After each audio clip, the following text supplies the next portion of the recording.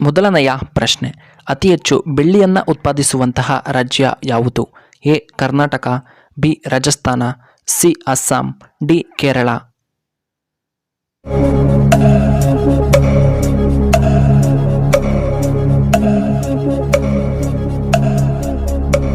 ಇದಕ್ಕೆ ಸರಿಯಾದ ಉತ್ತರ option B Rajasthan.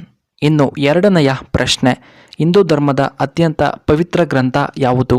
A Bible, B Bhagavad Gita, C Ramayana, D Quran.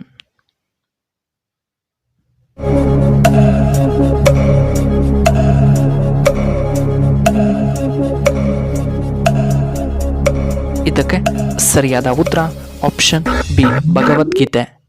ಇನ್ನು ಮೂರನೆಯ ಪ್ರಶ್ನೆ, ಯಾವುದನ್ನು ಚೆನ್ನಾಗಿ ಬೇಯಿಸಿದರೆ ತುಂಬ ಒಳ್ಳೆಯದು? ಎ ಕೋಳಿ ಮೊಟ್ಟೆ, ಬಿ ಓಟ್ಸ್, ಸಿ ಹಾಲು, ಡಿ ಚಿಕನ್.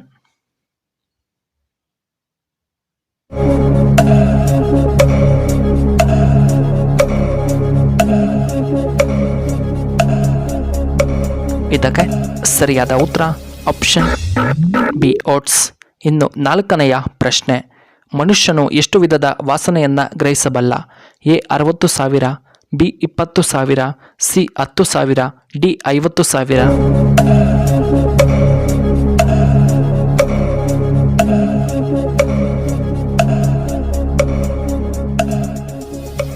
ಉತ್ತರ ಆಪ್ಷನ್ ಡಿ 50,000. ಐದನೆಯ ಪ್ರಶ್ನೆ, ಯಾವ ಹಬ್ಬವನ್ನು ಚಳಿಗಾಲದಲ್ಲಿ ಆಚರಣೆ ಮಾಡುತ್ತಾರೆ?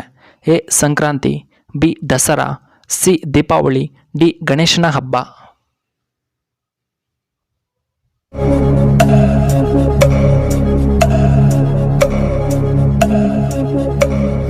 ಇದಕ್ಕೆ ಸರಿಯಾದ ಉತ್ತರ ಆಪ್ಷನ್ ಎ ಸಂಕ್ರಾಂತಿ ಹಬ್ಬ. ಇನ್ನು ಆರನೆಯ ಪ್ರಶ್ನೆ, ನೊಬೆಲ್ ಪ್ರಶಸ್ತಿಯನ್ನು ಯಾವ ದೇಶದಲ್ಲಿ ನೀಡಲಾಗುತ್ತದೆ? A Japan, B Norway, C Russia, D America.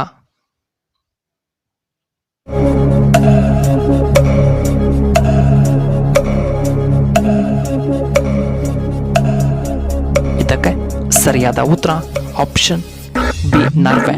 ಇನ್ನು ಏಳನೆಯ ಪ್ರಶ್ನೆ, ಕರ್ನಾಟಕದಲ್ಲಿ ರೇಷ್ಮೆ ವ್ಯವಸಾಯವನ್ನು ಬೆಳಕಿಗೆ ತಂದಂತಹ ರಾಜ ಯಾರು? A Rashtrakuta, B Tipu Sultan, C Hoysala, D ಚಾಲುಕ್ಯರು.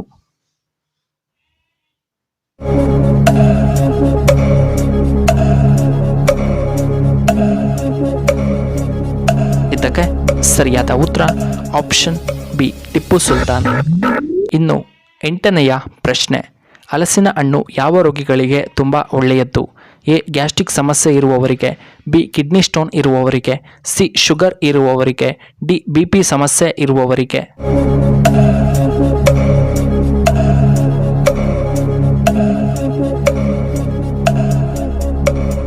ಇದಕ್ಕೆ ಸರಿಯಾದ ಉತ್ತರ ಆಪ್ಷನ್ ಡಿ BP ಇರುವವರಿಗೆ. ಒಂಬತ್ತನೆಯ ಪ್ರಶ್ನೆ, ಸೂರ್ಯನ ಮೂಲಕ ನಮಗೆ ಯಾವ ವಿಟಮಿನ್ ಹೇರಳವಾಗಿ ಸಿಗುತ್ತದೆ? A vitamin D, B vitamin A, C vitamin C, D vitamin K.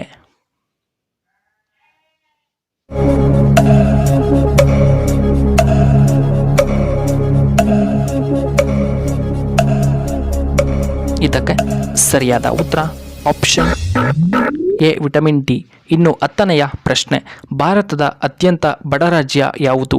A Assam, B Gujarat, C Karnataka, D Bihar.